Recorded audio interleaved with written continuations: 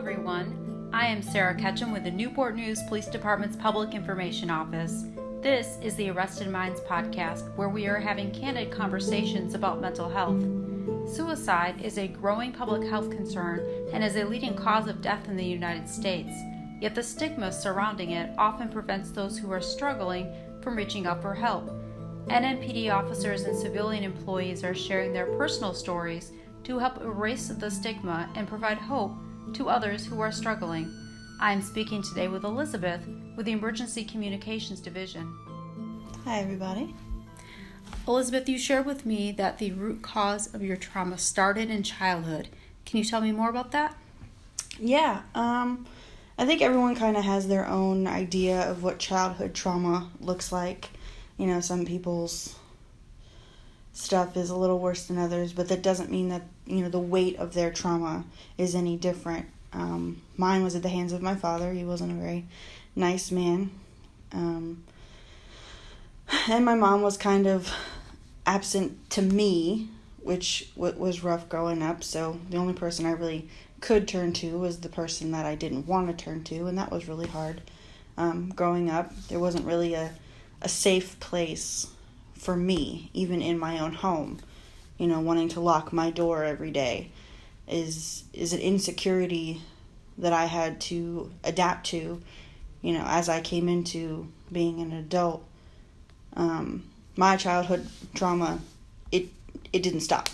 From the time before I could remember to the time I turned 17, that is a long time for someone to endure something, feeling like they had to, for the safety of the people that they care about. Because even though, my mom wasn't an active participant in my day-to-day life, and even though me and my sister fought like cats and dogs, like all siblings do, they were my family. And if someone says that if I don't do something, they're going to suffer, I as a child wanted to protect them. So it was partially, wanting to save my family, and then, the trauma itself. And that was very hard. Getting a lot of attention that you don't want.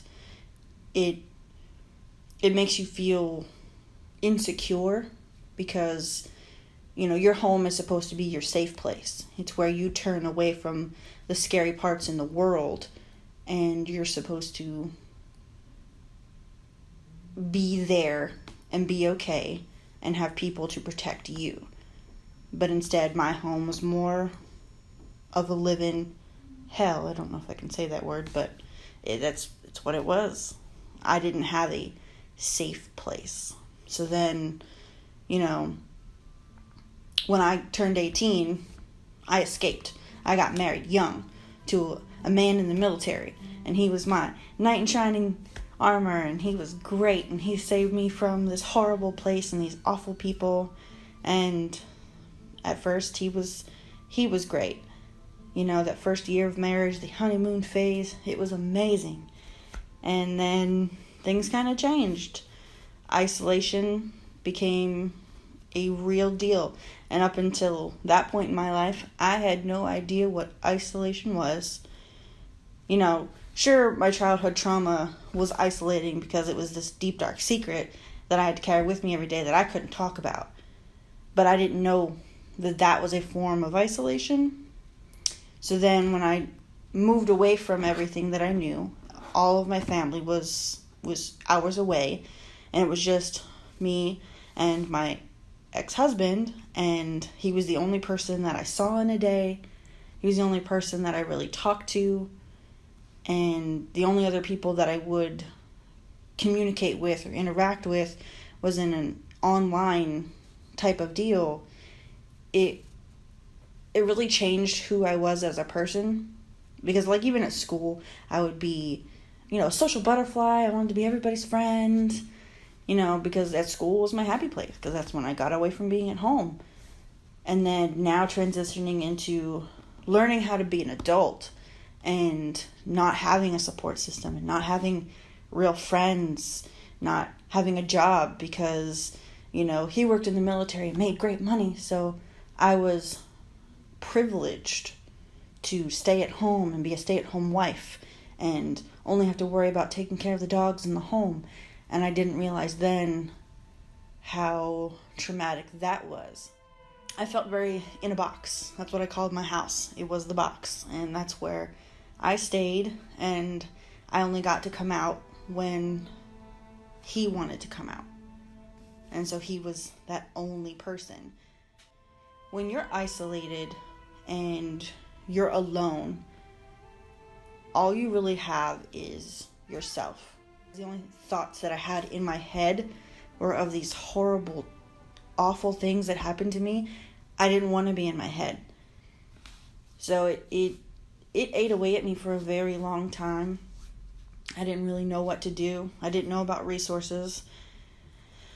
I was so uneducated, and I think, if I could talk to myself, everyone says, that one thing that you could tell yourself, if you could say one thing to your younger self, is just like, educate yourself.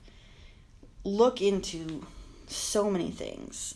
There are so many resources that I could have taken a part of that would have drastically changed the outcome of what came next, which for me, I call it my darkest hour. You get to the point where you have nothing but trauma. And I had a hard time accepting that word, trauma, but that's what it was. It wasn't, I was getting beaten every day or, physical pain, but it was emotional torture. Forget the childhood physical abuse part, but now moving straight from that into this mental war that I wage with myself every day, battling between these dark thoughts of what I'd come from, what I thought I had, risen from the ashes and overcome. Now moving into this, prison where I had nothing. I spiraled to the point where I sat alone in my room in the dark, staring out the window, and I didn't want my life anymore. And there's such a stigma about the word suicide. So, I didn't want to say, oh, I'm suicidal, right? So I thought, I just don't want to live anymore. That's a better way to say it, right? Now, someone says that they don't want to live, you look at them like they're crazy. And so I didn't want to be the crazy girl anymore. I just didn't want to exist anymore. I didn't want to hurt myself. I didn't want to, do anything, gruesome. But I wanted to take every single pain pill that I had in the house, and I wanted to go to sleep. And I didn't want to wake up, because when I slept, I was okay. Because I didn't have the weight of the world on my shoulders. And I could just kind of be in a place where nothing could get me. At least I thought. And then the nightmares started, and it just spiraled after that. So I had someone visiting at the time, and he had been one of my online friends for a very long time. One of the very few people that I actually got to interact with for, all those times when I was alone and didn't have physical people. He was that online entity for me. Every day we'd log in and we played the video games, and it was great. And he said that while he was going through his dark stuff, which we didn't know about because we don't openly talk about, all the hard stuff. We're just trying to game and have fun. But he's like, you asked me every day how my day was, and I looked forward to that every day. And I had no idea that I had an impact on his life, even though mine was in shambles. So he was visiting with a friend up to the area, and he had asked if he could stay, at my house because we had a spare room. I was like, yeah, sure, no problem. And I hadn't anticipated being in the middle of an episode while he was there, but he found me in that state, and he's like, this is not okay. And I didn't understand what he meant, because for me, this was every day. Sitting and staring out the window and having no drive for life, having no drive to do anything. I wasn't talking to anybody, so I couldn't possibly be bothering somebody. I couldn't say something wrong if I don't say anything at all. It's what I knew. But this is not okay. And after talking to him for a little while, I admitted to him that I don't want to be anymore. I don't want to exist anymore. And so I spent some time in a hospital, and I talked to some therapists, and I recognized a lot of things about my life that I had never thought of before. I had experienced trauma. I had been hurt. I was not a damaged person, but damage had been done to me. I had to work very hard at acknowledging the fact that I was salvageable. That even though all of this bad stuff happened to me, I could still survive it. It didn't have to be the end. And even though I didn't have the resources that I needed at the time that I needed them, it didn't mean that I couldn't have them. I didn't know where I was going to get them, and that was okay. But I could find them. And that started a very long process of, talking to therapists and figuring out things that I liked and, doing things that bettered my quality of life. And that became, my focus. So I came out of the hospital, and I was trying to feel like a human. I felt kind of like an alien because I had to retrain myself how to basically be a person. 2 weeks after I was discharged from the hospital, my husband left me with a 3-bedroom house I couldn't afford, 3 dogs, no job, and I had once again been, knocked on the ground, wind knocked out of me. I had no idea how I was going to survive. And I think everyone kind of looked at me because they were expecting me to resort back to that, quote unquote little girl that just sat on the floor and was afraid and just shut down.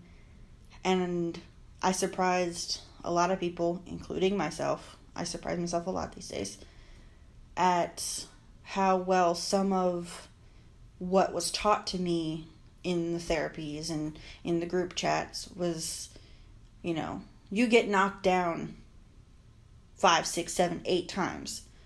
As long as you keep getting up, you're not failing. And even though in your darkest hour it's going to feel like you can't move, you can't breathe, nothing's going to go right no matter what you do, it's never going to be right. Every odd can be stacked against you. But as long as you don't give up, as long as you don't, let the bad guys win, there's always going to be another side. What happens when you take a step? You take another one. And you just keep taking steps. And sometimes they're not going to be the right step. But you have to acknowledge the fact that even though it's not a good step, you can take another one in a different direction. You don't have to keep going down that path. And I think that's what a lot of people struggle with, is recognizing that even though it doesn't go right the first time, this is life. And you have so many years that you can spend making mistakes. And that's okay. It doesn't have to be perfect. Life is not perfect. Life is flawed. People are human. They make errors every day. But they're not so far gone that they can't come back. As long as you keep trying, even if you don't want to, even if it feels like you can't, even if it feels like nothing is ever going to change no matter what you do, you can't stop. Because if I had taken my life when I wanted to, I would have never realized that the person that saved my life was the love of my life. They are now happily engaged, and he's the best thing that ever happened to me. I would have never gotten a job doing what I love to do. I would have never been here to tell this story and to encourage other people if I had given up when I wanted to give up. I never would have gotten to the part in my story, this part, where everything is going right. And I can now look back and see that every struggle I went through, even though I don't ever want to do it again, and I don't want anybody else in the world to have to go through this, it was worth it for me, regardless of whether or not I should have had to. It got me to this point, and I want to see how far I can go.